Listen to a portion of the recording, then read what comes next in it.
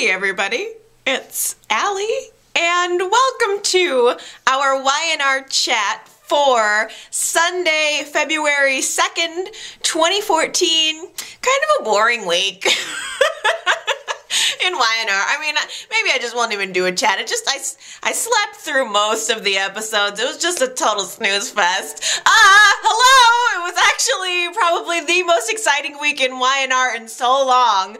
I feel like I watched the show so much more intently than I have in so very long. I was squirming through all of the episodes, practically biting my nails. I just had this sense of feeling anxious, like I just wanted to get to the end, like I know we're headed toward this end and I want to know exactly what it's gonna be. And YNR kept throwing in these totally meaningless scenes of things I don't care about, like filler scenes of like Abby and Tyler getting back together after they've broken up 3 or 4 times already. Who cares? None of that even matters at all. I mean, I got phone calls from, I got several voicemails this week.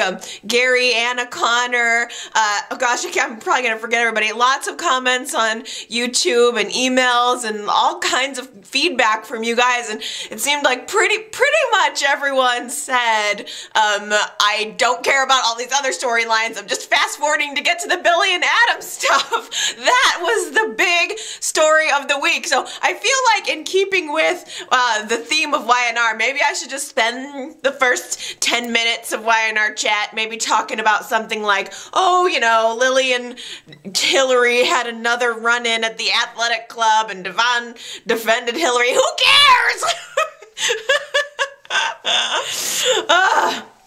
I mean, the drama was all about Adam and Billy and the resolution and knowing that we were losing to not only very popular actors, but just really talented actors. I guess that's the first thing I have to say is Michael Mooney, Billy Miller were incredible this week. I was with it all along the way. I mean, you guys know that I'm an Adam fan, and I have tended to try to see his perspective throughout this whole journey, but Billy Miller had me this week. I mean, I was really riveted by exactly what he was going through the entire time. I was in his shoes.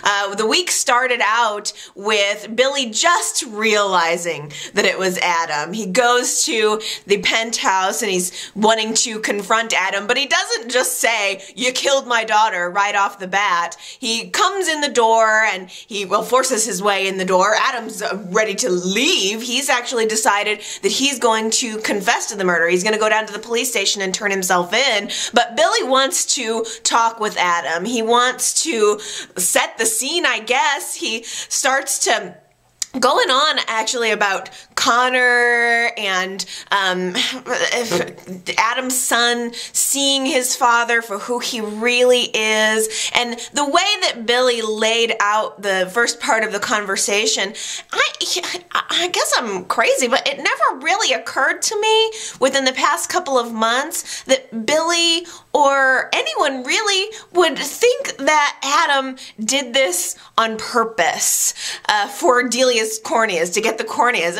It was weird because right off the bat, Billy was sort of implying that in a way. Like Adam ran down this girl. He was like searching for a girl on the side of the road to run down just so he could just leave her for dead on the side of the road and be laughing all the way home and hoping that he could get the corneas. Or like Connor needed corneas, so Adam went out and intentionally killed some kid for them. No, that's not exactly how it happened, but it was shocking to me almost that that was where Billy was coming from. That was what his impression was, or maybe that was his anger taking over. But just as Billy is confronting Adam, the DMV results for license plates have come in. That's what Kevin's been waiting for. All at the same time, all of the evidence converged. Kevin also gets confirmation that the IP address used to send those messages to Billy on the chat boards did belong to Adam. So all of the information comes up. Kevin realizes it, wants to run out, make an arrest, but he can't.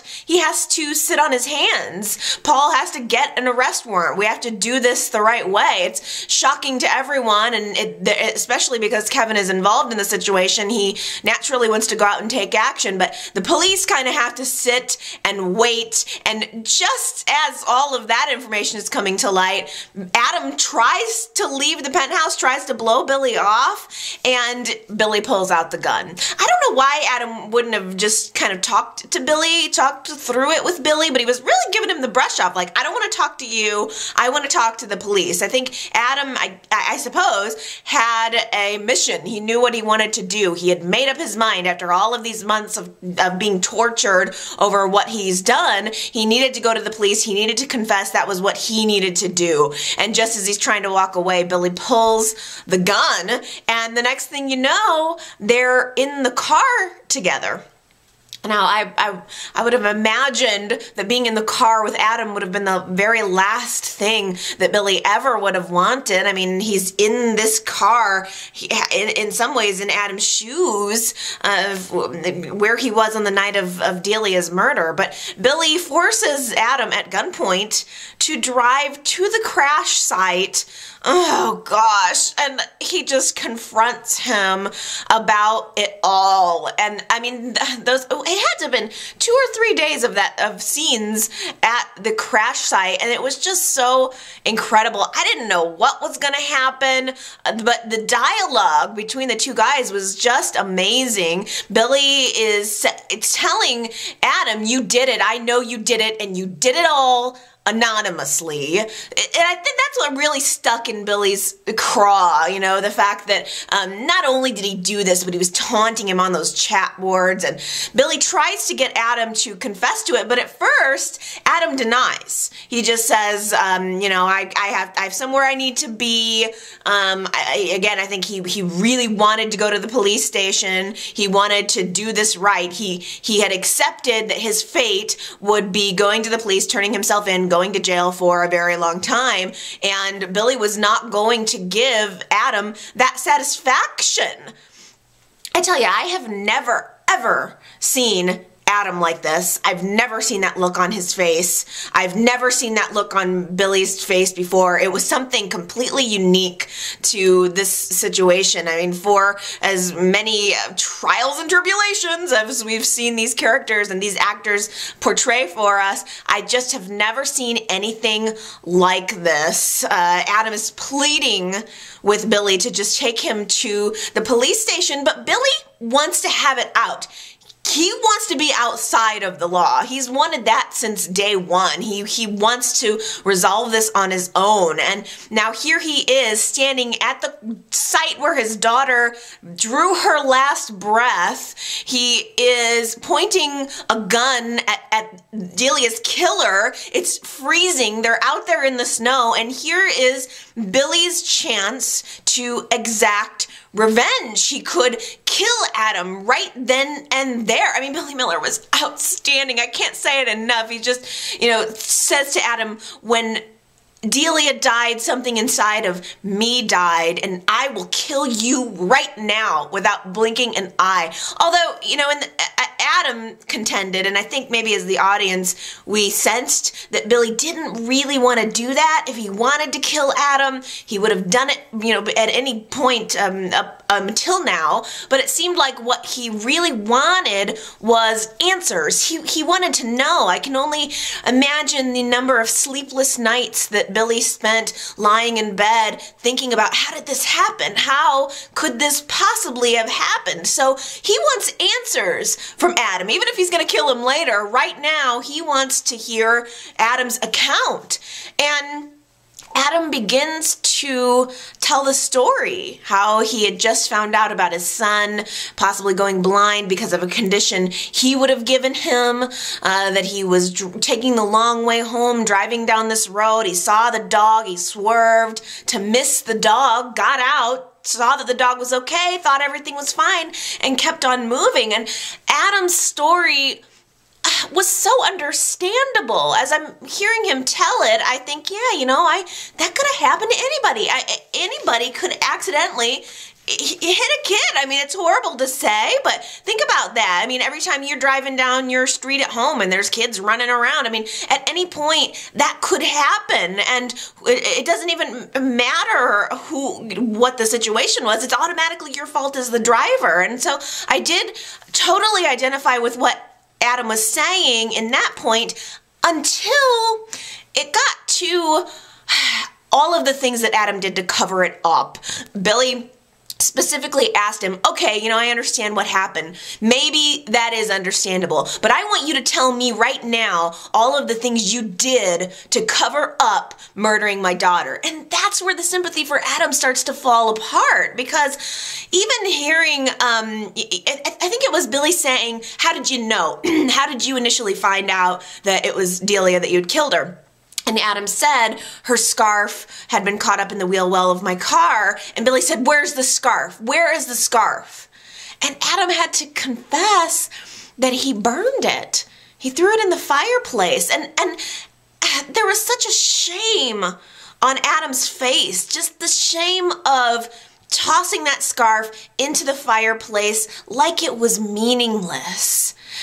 And not that that's where Adam's headspace is. I don't think anything about Adam has felt, or I don't think he's felt in any way that any of this is meaningless. But from Billy's perspective, now looking at it through Billy's eyes, he just threw the scarf into the fireplace and burned it. And oh gosh, I honestly thought Billy could kill him. I mean, he could. I guess I knew because I had read, you know, in that final interview that Michael Mooney gave, that that Adam was not going to die. Michael Mooney specifically said Adam's not going to die. So I knew in the back of my head that Billy wasn't going to kill him. But gosh, if I didn't know better, I would have thought, as Adam said that about the scarf, Billy could have just pulled the trigger right then and there and just ended it. But instead, Billy, he just seems to need to make sense in his head. So he forces Adam to confess. He says, all right, now I know what happened. I want to hear you say it. I want to hear you say the words. And Adam just, falls to his knees in the freezing snow and confesses. He says, I did it. I killed Delia. And those were the words that Billy has been waiting to hear. I think in some way, those were the words Adam's been waiting to say. Billy obviously wants to kill him in that moment, I think. Just hearing him say that, I mean, what more information could he possibly get out of Adam? I think Billy wants to pull the trigger, and I think he tried to pull the trigger several times, but he just couldn't seem to do it. Instead, there was this scene where Billy fell on the ground, fell to his knees in the snow right next to Adam. Both men are just on the ground mourning, and Billy is saying, I feel no different.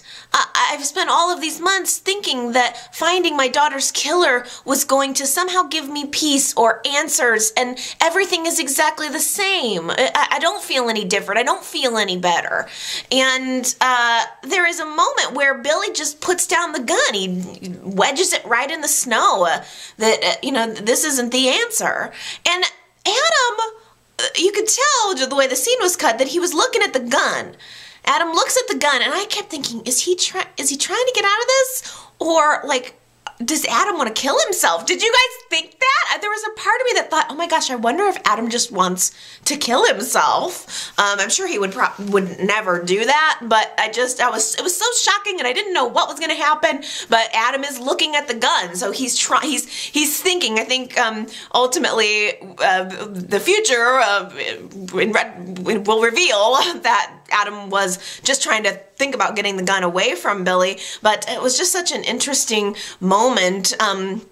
Billy grabs the gun again and continues to ask Adam questions. He wants to know the blow by blow of everything that happened, and again, Adam's trying to give him more and more information. It's very hard, though, to forget as a viewer, seeing that scene, that Nikki was driving down that same road on that same night. I mean, Y&R, I suppose, expects us to just forget that. Clearly, there was an alternative plan for what was going to end up happening to Delia. I really always believed that Adam didn't do it. I always had a feeling in my gut that Adam was only going to be the ringer, and that later it would be revealed that someone else did it. And apparently we're just supposed to forget that Nikki was driving down that road too. I mean, she had no damage to her car, but I don't know. I just thinking, you know, from my own perspective back to that night, I just have a hard time still believing that it was Adam. How did he hit her and not know it? I don't know. But anyway, Adam he seems very fearful of the gun. I think Adam is afraid for his life in this moment, even though he has realized he's going to go away for a very long time. If he confesses to the crime, I think he at least thought maybe he could see his son while he's in prison, see Chelsea. Maybe he would be able to get some level of forgiveness from them, but being dead, he wouldn't be able to. There's a point where Billy tells Adam to go to hell, and Adam agrees. He says, you know, I agree with you. That's exactly where I'm going. So I think all throughout this, there is Adam's fear of dying, fear of death, fear of dying and not being able to make some sort of recompense for what he's done, not being able to repent. So all of this is swirling around in Adam's head, in Billy's head. Billy is still really angry about those chat board messages, and he feels like Adam was taunting him. And I felt things from Billy's perspective more than I expected to. That, you know, why would you do that? Why would you go in and send me those messages? It felt like it was taunting. Billy is just remembering that. He's remembering every single interaction that he's had with his wife's brother for every single time since Delia's death, remembering all the times they've run into each other, and he just cannot wrap his head around it. Finally, Adam just says to him, look, I am sorry. I am sorry for what I did. I'm sorry for what I didn't do. And I believe that. Billy thought that hearing this confession might make things a little different, but he does. He feels exactly the same. His daughter is still dead. No matter how sorry Adam is, no matter how sorry Billy is, his daughter is still dead. So, not, I think, really knowing what else to do, Billy forces Adam to get up from the snow, get in the car, and drive. And at gunpoint, Billy forces Adam to go to Delia's school. And he begins to tell him all of the things that he's now going to miss out on. This is where my daughter went to school. This is where she shared with her classmates a wonderful moment on a stage that night, feeling like the center of attention. This is where I picked her up every single day. This is where your child will eventually go to school. Connor will go to school here one day, and you're not going to see him do that either. Billy is resolved. If I can no longer share these experiences with my daughter, you're not going to experience this with your son either. So it's a taunting of Adam, I think, in a way that Billy felt that he was being taunted. And Billy thinks about Chloe and all the moments that were stolen from her, and I think he gets it in his head that he wants to parade Adam around to the townspeople. I think he probably would love to have Adam tarred and feathered or hung or whatever, but he, thinking of Chloe, I think wants to take Adam to Chloe and say, this is the man that did this to our daughter. And so Billy again says, drive, you know, we're headed back to town. And I guess that's where he was going to let everyone else in town get a kick in on Adam. But Adam, as they're driving, begins to, I think, frustrated with the situation and feeling at the end of his rope as well, says to Billy what I think no one has said in a while, maybe what no one else in town really wanted to say, and what I guess as viewers we haven't really talked about in a while, or I haven't anyway. Adam says to him, you know, what was Delia doing on the side of the road? in the middle of the night. Yes, I've confessed to my part in this, but what about you? Are you doing this to me out of a sense of misplaced guilt? Is it that, Billy hates himself for leaving Delia in the car that night? And I think that there is some truth in that statement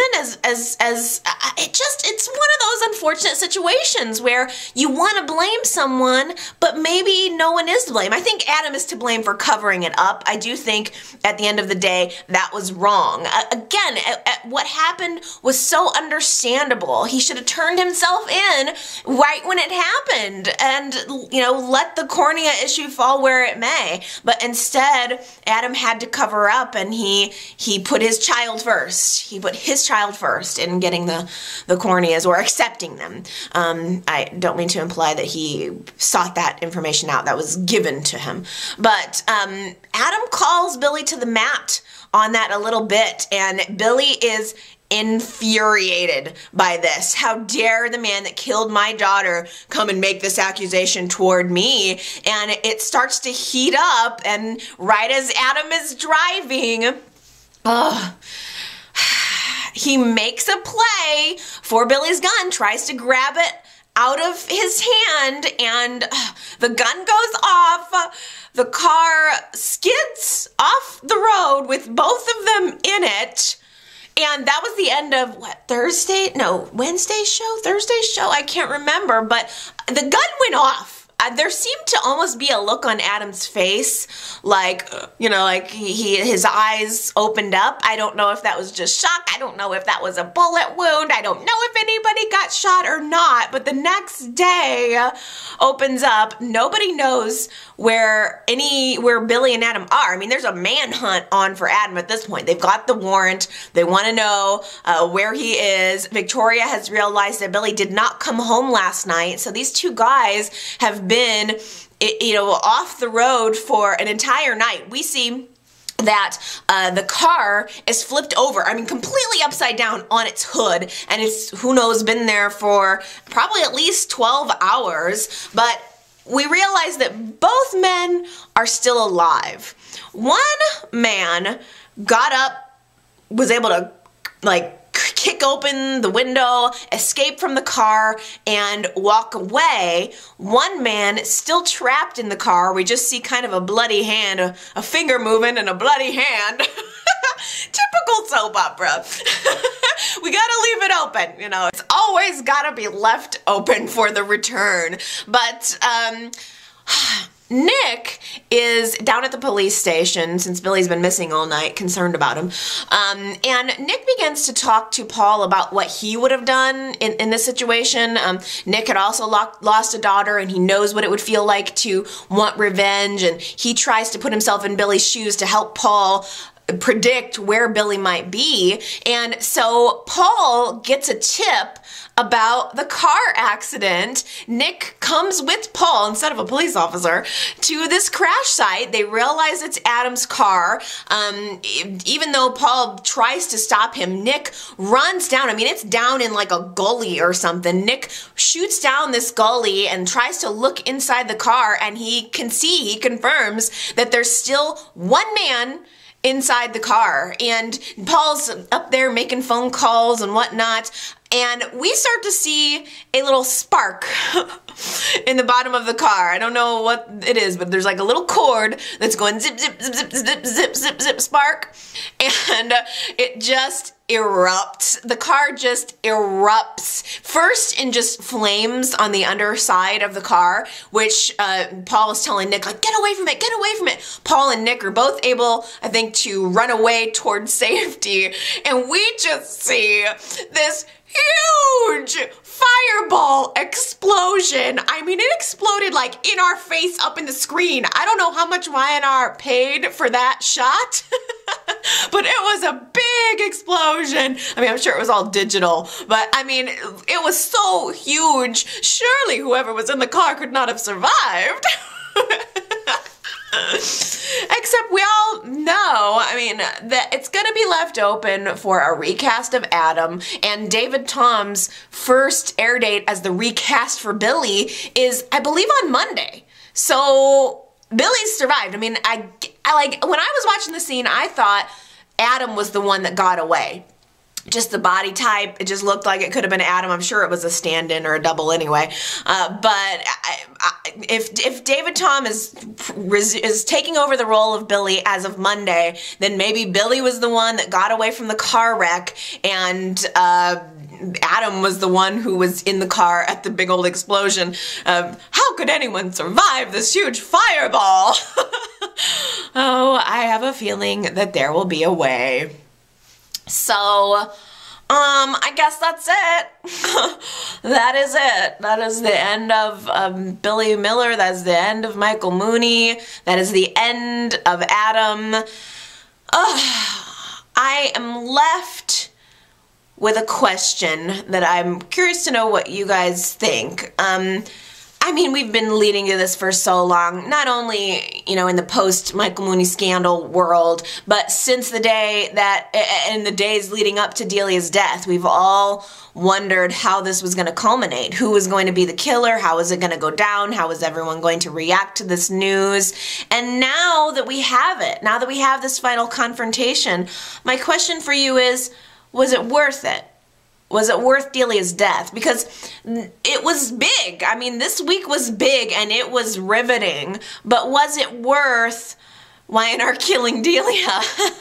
I mean, you know, when it happened, you know, I thought, oh, this is just so horrible. Why would they even do this? It's probably going to make for some incredible scenes, but I just still wish they wouldn't have killed the kid. And I guess that's where the question is for you guys. Was the final confrontation worth Y&R killing off the character of Delia? Has it given us the emotional payoff that we needed? Right after Adam and Chelsea's wedding, Chelsea goes to the studio to say goodbye to Chloe, goodbye to her friend who's been there for her, who she's loved, who she's supported, who she's been through the death of a child with, and Connor's surgery. I mean, all of this, it's a deep relationship that these two women have. And Chelsea goes to say goodbye to Chloe, and Chloe realizes she wasn't even invited to the wedding. It's the fact that Chloe does not like Adam has caused a wedge in their friendship. Chloe is kind of coming off like a jealous lover in a way. She's very resentful toward Chelsea for A, getting back together with Adam, B, moving to Paris with him, C, taking Connor away from him. Connor is this last little string that Chloe is holding on to, this last connection to her daughter. And there's this moment where Chloe calls Connor our boy. You're taking our boy away from me. It's weird. It is it's an odd chemistry or situation, but you know, at the end of the day, this time Chloe is right. She is right about Adam. Adam is lying to Chelsea. He's lied to her repeatedly. He's also now trying to flee the country so that no one can question him, so that no one can catch him. And Chloe's instinct is 100% correct. Before Adam had the moment where he decided he was going to go to the police, he was instead going to flee. And it wasn't until he realized that he was going to have a lifetime of Victor blackmailing him that he actually decided to go ahead and turn himself in for the better of himself and his family and Delia's family. So it's odd because for a long time I wanted to defend Adam, wanted to defend Chelsea and Adam, but in this instance, Chloe was right. Chelsea leaves Chloe in a very tearful goodbye, comes home, sees the note that Adam has left her saying he loves her, and she sees the video confession. She opens it up.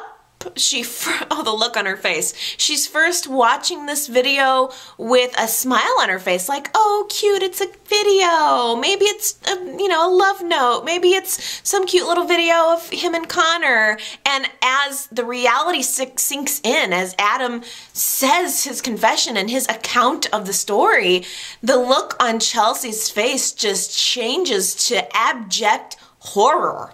her world is shattered. It is crushed to a million pieces in this moment. Her eyes are welling up with tears. Her lips are quivering. Her head is exploding that this is the reality.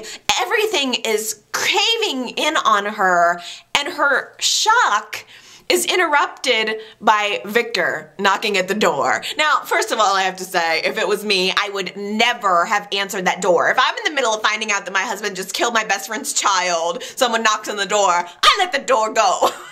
I don't answer the door if I think somebody's selling Girl Scout cookies. I'm not gonna answer the door when I'm in the middle of my own grieving and my whole world changing.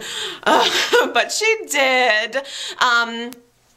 Victor comes in, sees that she's distraught, obviously, and he's asking her what's wrong, and she doesn't want to tell him, doesn't want to give him any ammo against her. And Victor, in a pure moment of desperation, Chelsea decides to lean on him. She decides, I need somebody in this moment, and you're here, I guess you're good enough. And as this is going on, the police knock at the door. Denver City Police, we're here with a warrant for Adam Newman. Victor opens up the door, and that's what they say. We're here to arrest him. Chelsea can't believe what is happening. Chloe has told Kevin and she's told Kevin that Chelsea and Adam are leaving town, and so they were able to get that warrant, were able to rush over there. They're wanting to make an arrest with Adam quick because they're under the impression that he is leaving town. I mean, they've got boxes all over their apartment. They're clearly getting ready to leave. Now the police are knocking on the door. Victor opens it, and he totally blows them off. He's like... doesn't even let them in. He just peeks his head out the door and says, I'm Victor Newman. He's not here. Goodbye. And he closes the door. I mean, essentially that's what it was. The police just take his word for it. He's like, I'm Victor Newman. I believe you can trust that I'm telling the truth. Yes, because Victor Newman is synonymous with telling the truth. But he totally just gets the police to go away. I mean, those guys are so fired. They didn't even check the apartment. Please. I mean, more than thinking Victor Newman is synonymous with truth, Victor Newman is synonymous with trying to protect his own interest and trying to protect his kids. He's all about his kids. So those police guys, they deserve to be fired.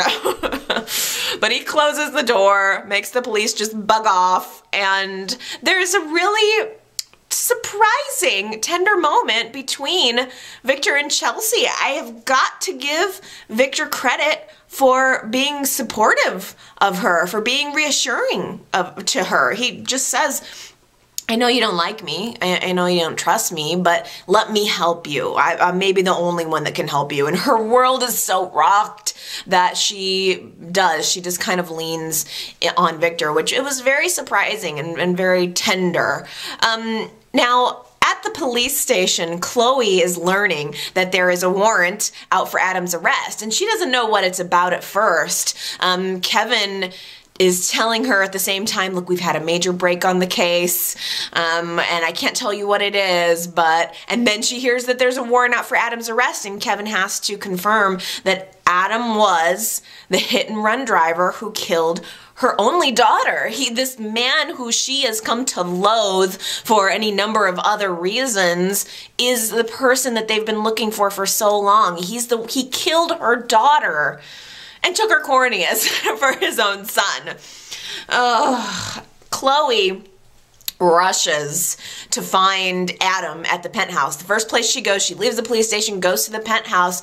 I'm assuming she was trying to find Adam, but she finds Chelsea instead. And I felt so bad because Chelsea has just shoved Adam's confession video in her bag and has just said out loud to Connor that she realizes if she's implicated in this in any way, she's going to lose her son too. Both of Connor's parents are going to go down. And in fact, that's one of the things Victor said to her before he left the apartment. The only thing you have to do right now is focus on being a good mother to Connor. And so she is talking out loud, realizing that if she goes to jail, Connor is just going to end up being a piece of meat for Jack and Victor to fight over, and she's not going to let that happen. So she puts the confession in her bag and starts to walk out the door when Chloe shows up and she's there. And it was a very, very sad moment when Chloe confronts Chelsea, thinking that she knew all along. You knew all along that Adam killed my daughter and you chose to cover it up? You didn't tell me? And Chloe is just insisting, Chelsea is just insisting, no, I had no idea. I just found out. I was just on my way to the police station to turn in the tape. So I don't know. I wonder if that was true, just because it seemed like Chelsea's words didn't seem consistent with her just going to the police station now and turning in the videotape confession. Or maybe she just realized, I have to tell the truth. The truth is the only way out of this. And so maybe that was indeed what she was planning on doing. Sadly, Chloe insists on seeing the tape. She wants to watch it. She wants to watch Adam's confession. She doesn't get the opportunity to hear it from Adam's mouth the way that Billy did, live and in person, and she didn't get the chance to ask questions. So here she's watching this videotape confession. I felt so horrible for her in that moment.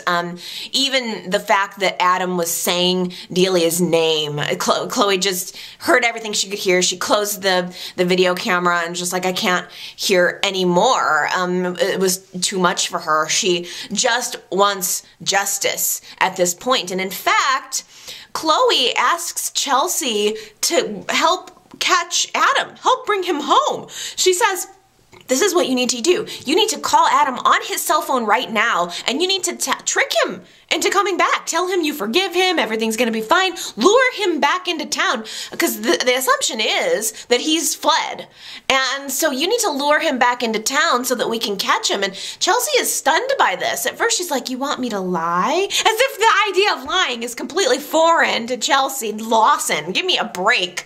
But she does eventually comply. I mean, Chloe says, you owe me this. I don't know if that's true. I don't know if Chelsea owes Chloe, but she certainly, well, maybe she does, for crying out loud. She got the corneas, so yeah, maybe she does. But Chelsea calls Adam, and there is a moment right before the crash where Adam gets a phone call from Chelsea. She tells him it's going to be okay. He picks up the phone. He's not able to respond, though. Like, both Adam and Billy are sitting in the car, and it's on speakerphone. Chelsea telling him, you know, everything's gonna be okay. I want you to come home. I understand what happened. Just come home to me.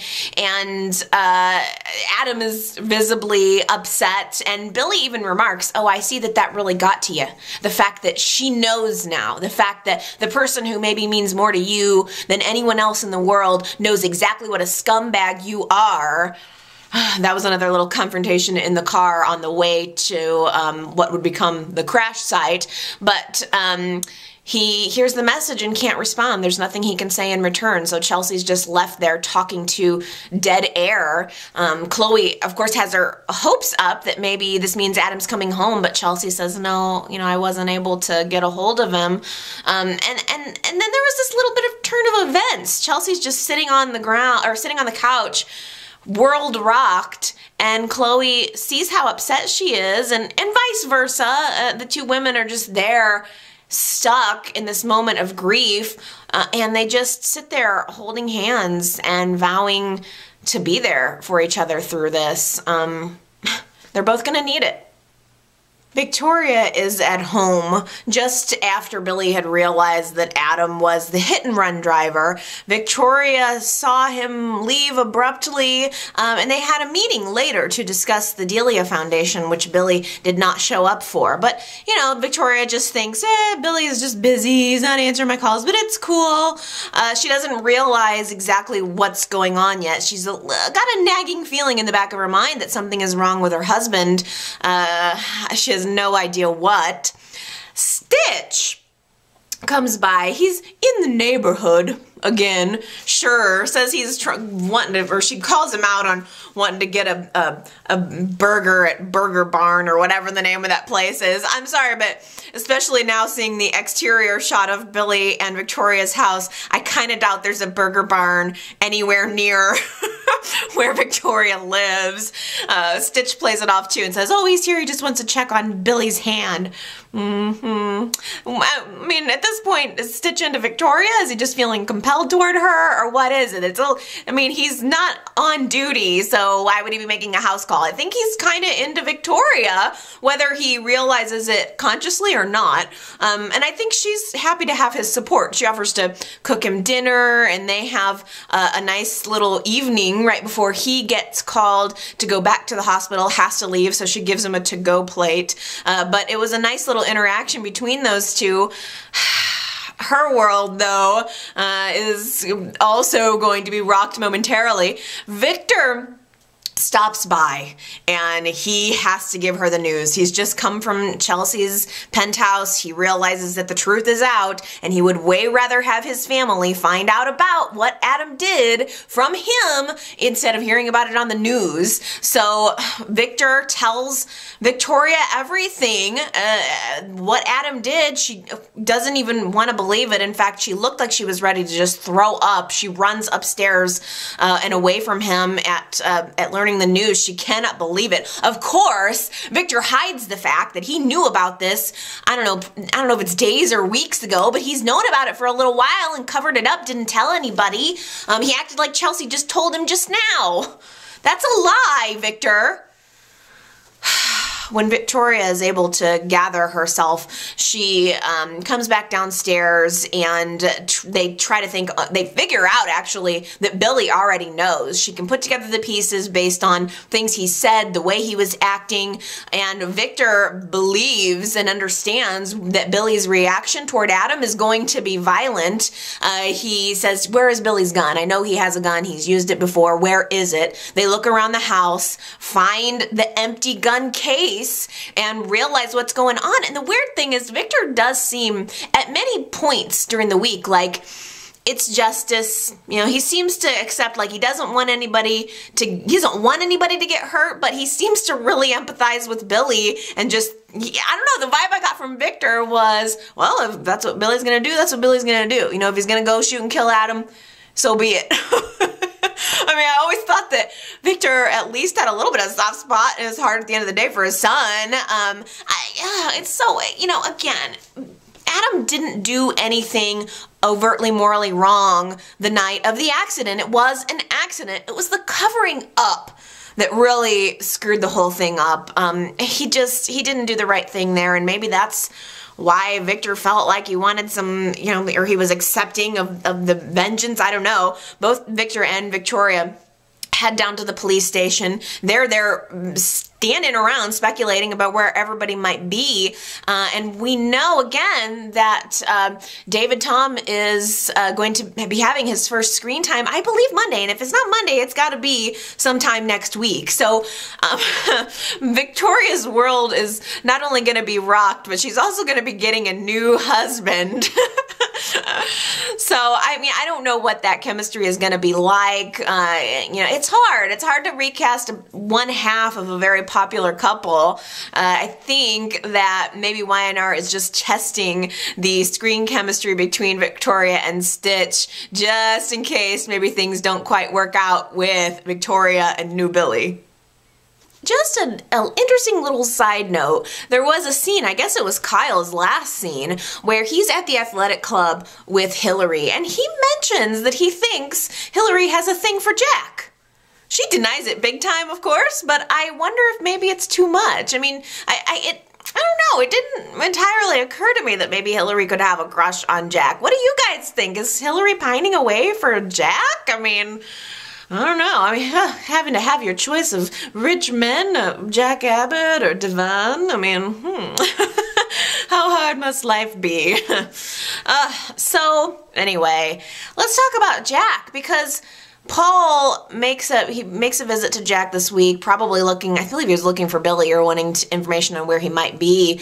And Paul has to tell Jack and that Adam was the one that killed Delia. And Jack is in denial at first. He doesn't believe that that could be possible, but Paul lays it out one by one. Suddenly, everything makes sense. Everything makes sense. Adam's behavior within the last couple of months, him being the godfather, everything. And I guess I never really 100% thought about Jack and what his feelings would be. The fact that now he's going to have to realize and come to terms with the fact that this man, Adam, who he's become close with, and in fact felt like almost a fatherly role to, a friend and a father, this man who he's come to defend and support is guilty of this heinous crime.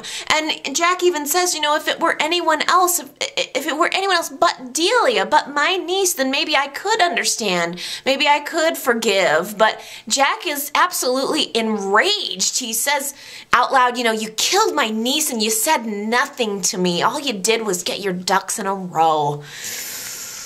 Kinda. Yeah, kind of. It does sort of sum it up, Jack. It does sort of sum it up. He calls Avery for answers, wants to know if, I don't know why he would call her first off, but he wants to know if she had any idea about this, but no, this was her first time realizing that this was what was going on. But you can already see, as Gary left me a voicemail and planted the seed in my mind, which I didn't think of before, Avery mentions, you know, I've defended a lot of people who were actually innocent. So you can see Avery wanting to give Adam the benefit of the doubt and possibly even foreshadowing when Adam does finally come back if they recast him, which I assume that they will eventually. I mean, I don't know. But you can almost see her, you know, that seed being planted there of maybe her defending him if he does come back into town. The bigger betrayal, I think, well, maybe not bigger, but certainly a betrayal, something that really stings for Jack, was realizing that Victor was blackmailing Adam the entire time. That he's been wondering for days what it is that Victor is holding over Adam's head, and this is it. There's no other reason why Adam would willingly choose to let Victor into his life, into Connor's life, if it weren't something big, if this blackmail weren't big, and they have nothing else more going on with business now. So Jack realizes fully that Victor was the one blackmailing him. He goes out to the ranch and he confronts him.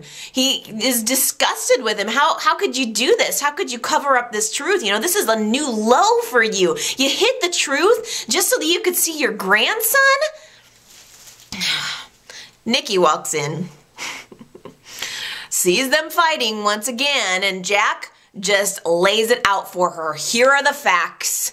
This is what's happened, and your husband knew all about it. She's none too happy about it. Jack leaves, and Nikki is extremely upset. They get into an arguing match. You know, she asks him straight up if he knew about that Adam was the one that killed Delia, and he evades. He doesn't give her an actual straight answer, and she says, just answer the question. Did you know or not? And of course, Victor has to confirm but justify. Everything that he does is completely understandable and completely correct. But Nikki just says, you betrayed our daughter to protect your murdering son. She's so disgusted with him. She goes upstairs. I don't know if she'll forgive him or what. I mean, mission accomplished for Jack and making Victor squirm a little. I'm sure he'll find a way to worm his way back into Nikki's life. That was intense.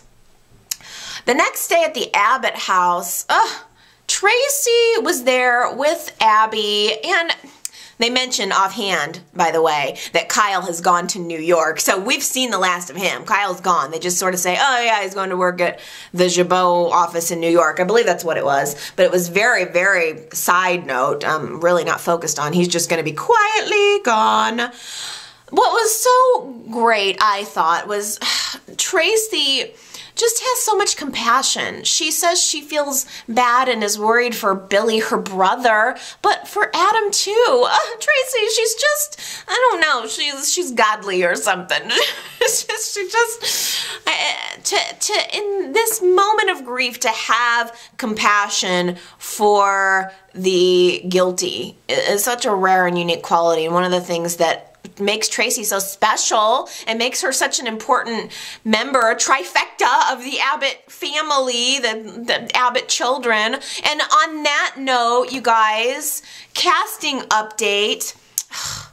Eileen Davidson is going back to Days of Our Lives. I thought for sure that she was going to be coming back to Y&R. It seemed like all of the groundwork was laid, and now it's just gone again. Can you imagine? Like, Y&R needs Ashley right now. Genoa City needs Ashley. Jack needs her. She's so smart and so beautiful, and it just ticks me off. Why, Y&R, would you not snag her up? I loved Sharon doing her crazy, kooky, sexy workout tape in the living room this week. I mean, say what you will about the character of Sharon. Sharon Case looks phenomenal. She's standing there in these tight workout pants and like a bandini bra, total midriff bear. I mean, she looks incredible. I actually saw an article, I think it was CBS Soaps in Depth, honoring Sharon Case's 20 years with Y&R, which means, I mean, she's got to be, I don't mean to be, not probably polite to talk about, but she's probably in her 40s, right? Or getting toward 40, and she looks so good. I mean, she looks as good as the day I first saw her. Better. I think she looks better than the day I first saw her coming onto the show. 20 years ago, that's crazy. But that makes sense. That was right when I started watching. But she looks great. And I loved her little workout scene. It was adorable. Summer is out of the hospital, and she decides to come by with Jack over to Sharon's house to thank Sharon and interrupt another almost sexy moment between Sharon and Nick.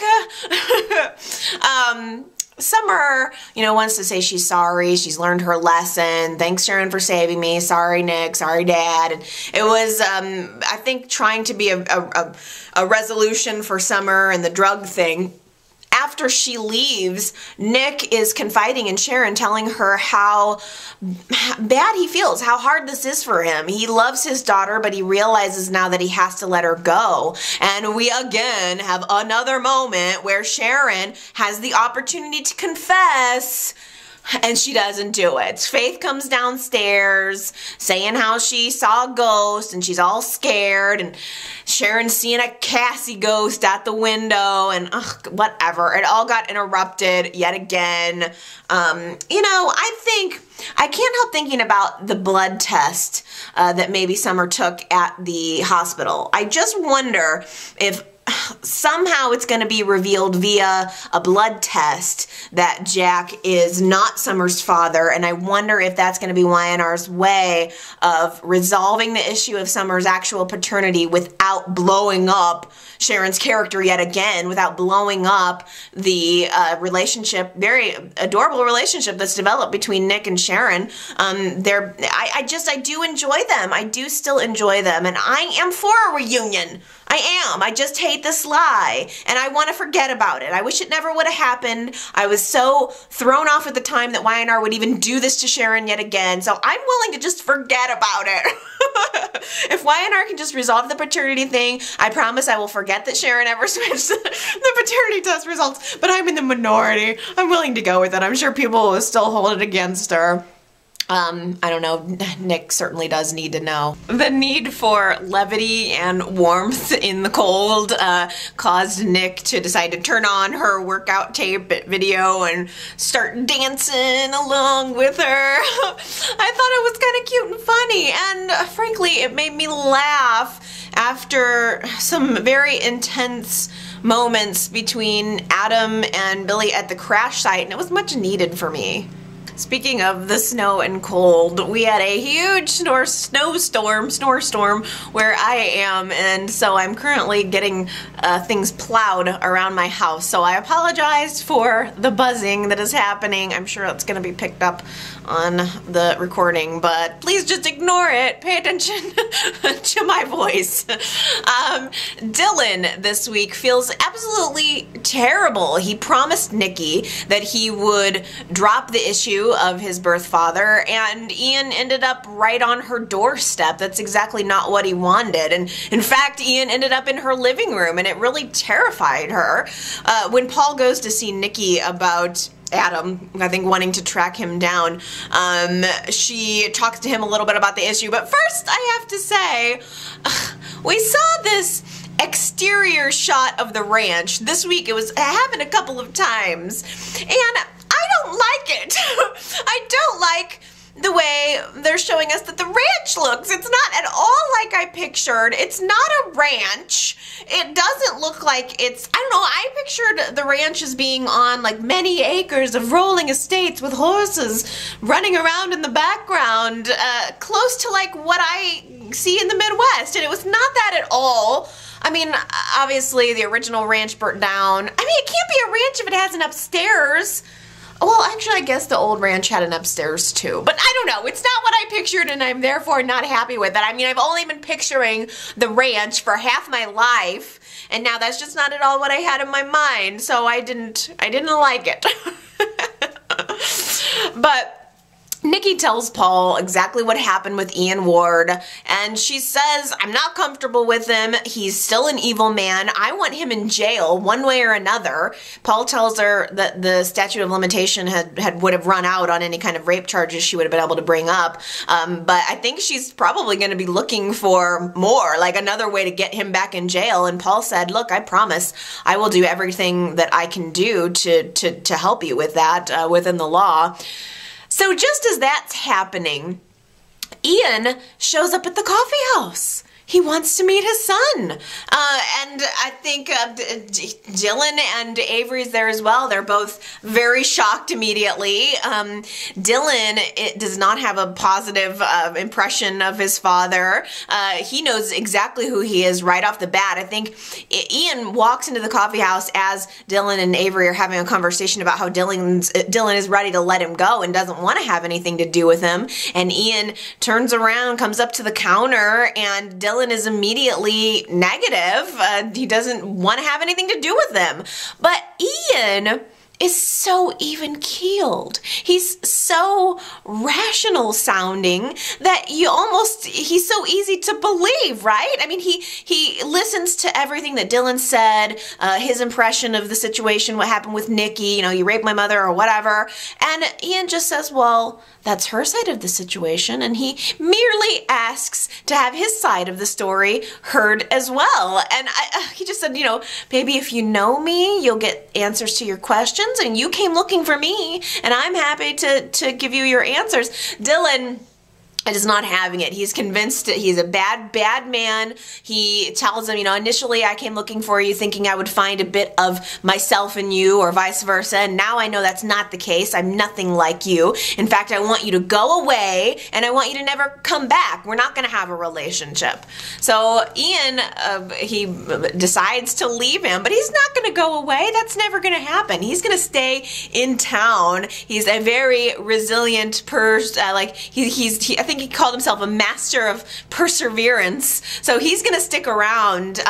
Dylan goes to see Nikki to tell her everything, to apologize. The two share a nice little moment together, but then as soon as he leaves, Ian shows back up at Nikki's doorstep. He had made a phone call to someone at home, maybe his head honcho guy, basically saying, the reunion that I was hoping for with Nicole did not quite work out the way I wanted, and then he goes to see her, and it's just a continuation of the same thing. She has this visceral reaction. She hates him. How dare he show up at her doorstep? Just wait until Victor answers the door someday. But she, tells him she hates him, get out of my life. And he just spins such a different story. He says, I don't remember at all like a rape scenario. I remember that you were into it. I remember that our time together was beautiful, and it certainly couldn't have been all bad if Dylan came out of it. So he just has this rationality, this way of presenting the situation where it's in his favor ultimately. And it's crazy. I just love the actor. I think it's going to be such a good character. I mean, he mostly goes to Nikki just to mentally mess with her. Summer goes to see Fenn in jail this week, and they talk a little bit. She wants to thank him for saving her life, and he reveals that he forgives her for everything that happened, that she lured him back into Genoa City to get arrested. He's glad that she's okay. He encourages her to stay clean, to stay off the drugs. And then later, she is in the park with bad friend that was certainly not taking any culpability for her actions. Summer's talking to the friend about how she feels modeling may not be right for her. Maybe it's just not something that she's, you know, that's good for her if it's forcing her to do drugs. And the friend, the bad friend, leaves her. Summer's sitting alone in the park, and who should walk around the corner? Ian Ward. They have this interaction together. I thought, ooh, that is so good. Summer, don't talk to strange men in the park.